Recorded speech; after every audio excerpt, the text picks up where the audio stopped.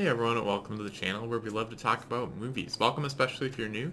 Here today we're going to talk about Beau Is Afraid. I just got back from seeing it at the theater, so we're going to dive on in. This is going to be a totally spoiler-free review, so yeah, I'm just going to give my thoughts on the film, whether or not I recommend it, and with that, let's start with the synopsis. Following the sudden death of his mother, a mild-mannered but anxiety-ridden man confronts his darkest fears as he embarks on an epic, Kafka-esque odyssey back home.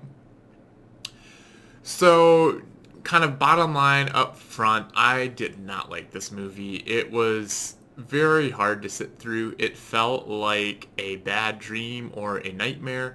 Maybe that's what it was going for, but it was just a lot of anxiety that it caused me to experience.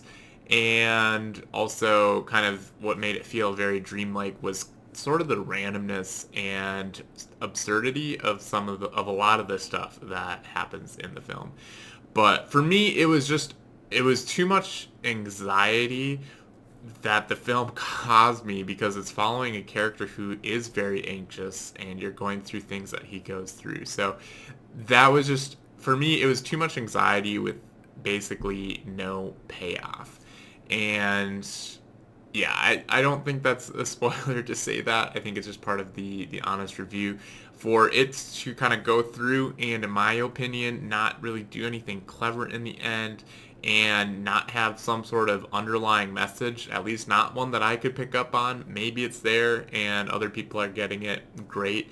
But for me, it just felt like the film was pointless and it put me through a lot of anxiety watching it for absolutely no reason. So that is, I can withstand anxiety in a film if there's a reason for it. If it has, yeah, like a clever explanation or, there's a variety of reasons, but I felt like this didn't do any of them. So, yeah, I feel like it didn't give me any sort of insight into a person or a story, or it didn't have me, like, emotionally connected with somebody, and those are things that can, for me, offset anxiety that I experience in films like this to make it overall a positive experience. But this one didn't do that. So for me, it was definitely hard to sit through. It felt very, very, very long, especially because it's already a long film. It's just under 3 hours. But then I was, not enjoying it on top of that, so it felt even longer. I definitely thought about just getting up and leaving the film multiple times throughout. That's how little, that's how much I was not enjoying this film. But that said, I think hour one is the hardest to get through.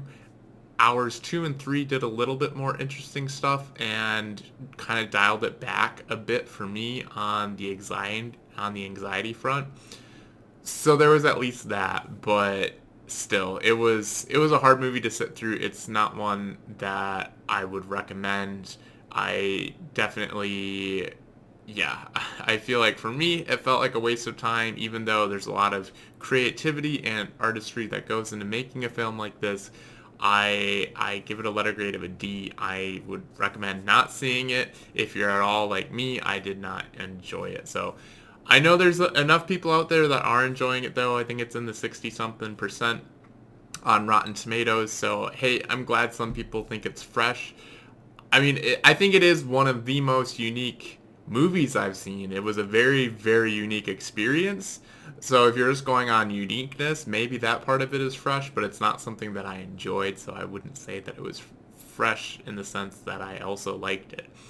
But if you've had a chance to see the film, I'd love to hear your thoughts in the comments below. I hope you liked it more than me if you have seen it, but if you haven't, it's not one that I recommend.